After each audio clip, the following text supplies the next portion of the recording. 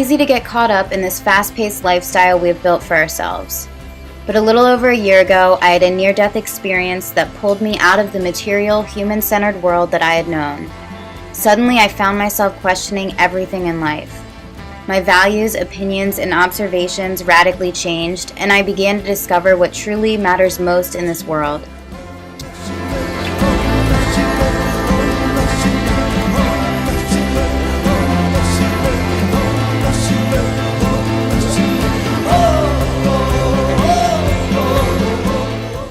What started out as sudden bursts of insight gradually grew and formed into the strong and passionate views on the environment that I have today. Over time, I've realized that there are positive and negative effects to having this heightened sense of awareness. My deep appreciation of nature makes it painful for me to watch the daily destruction of our planet. I'm forced to witness our disconnection from nature on an everyday basis.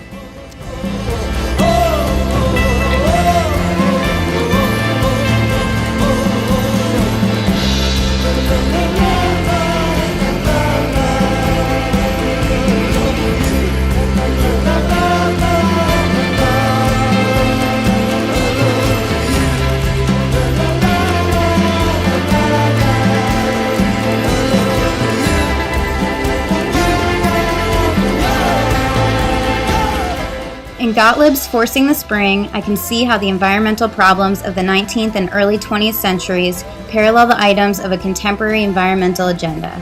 We are still dealing with the same issues in today's society.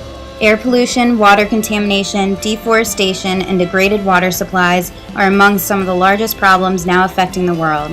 I think this is a direct result of the overpopulation and industrialization that this land has had to endure.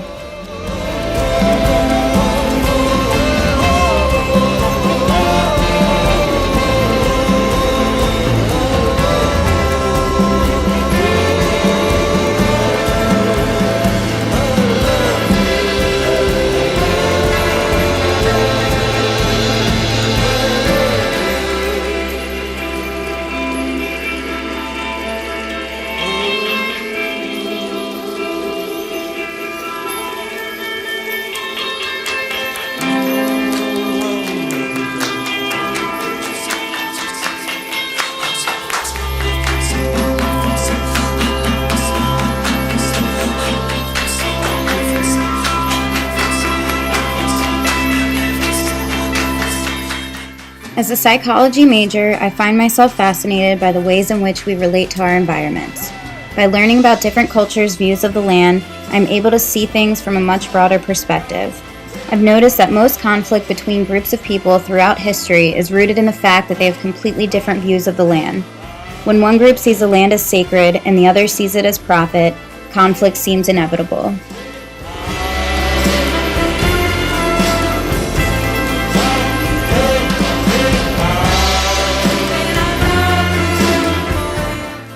Growing up in the small suburban town of Ashton, Maryland, I have seen new neighborhoods being built on land where fields and forests used to thrive in existence.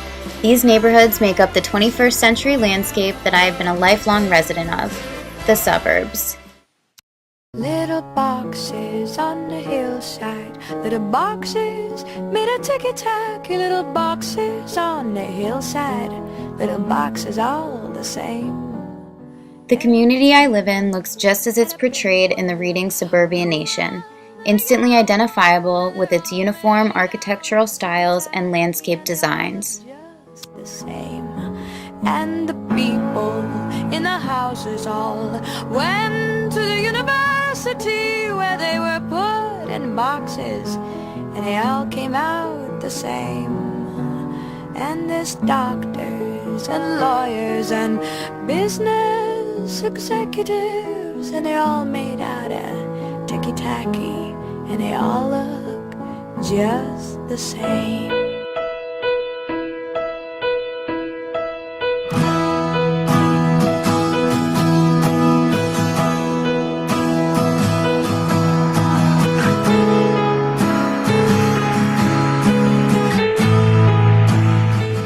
In the reading Forcing the Spring, we see how the rise of the industrial city brought with it the increased reliance on fossil fuels as dominant energy sources, and the deforestation in order to clear space for buildings and railroads.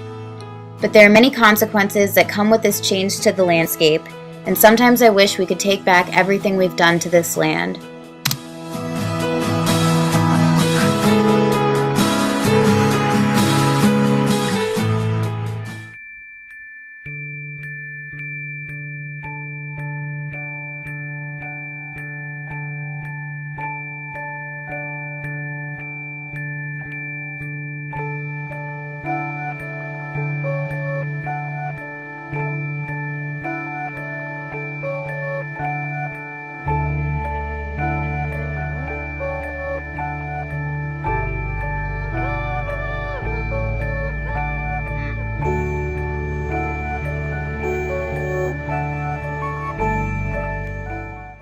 The idea of buying or selling land was foreign to the Native Americans.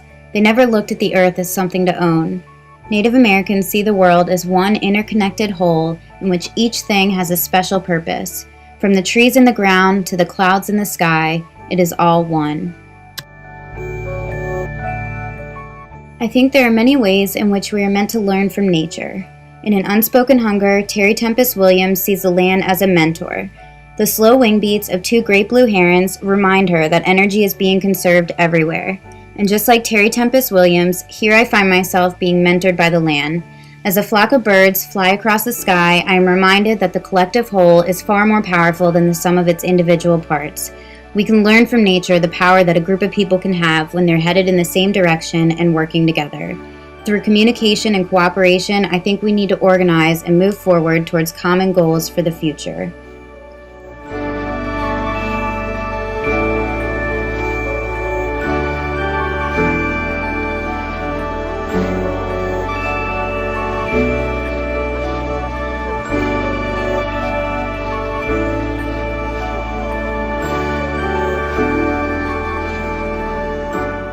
In Chief Seattle's speech, How Can One Sell the Air?, he said that we are part of the earth and the earth is a part of us. When I'm out in nature, I can see how we're all connected, and I'm reminded that none of this belongs to us. The land is not ours to buy or sell. Yet I see us claiming ownership of it everywhere I turn.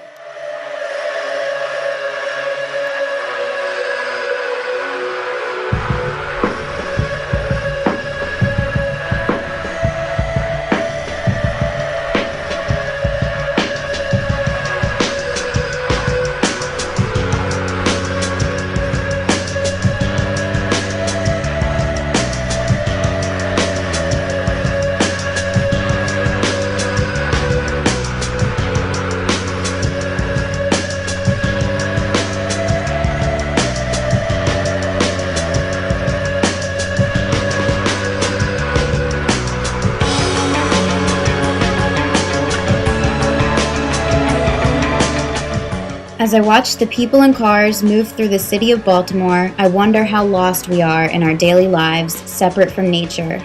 And I imagine how different the world would be if we changed our views of the land.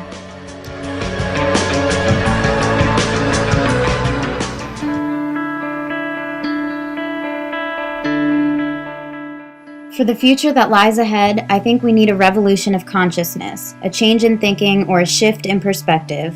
We need to stop destroying the land in selfish acts for short-term gain and instead start caring about the long-term survival of our planet. We need to stop looking at the land as profit and instead open our minds and eyes to the view of the land as sacred.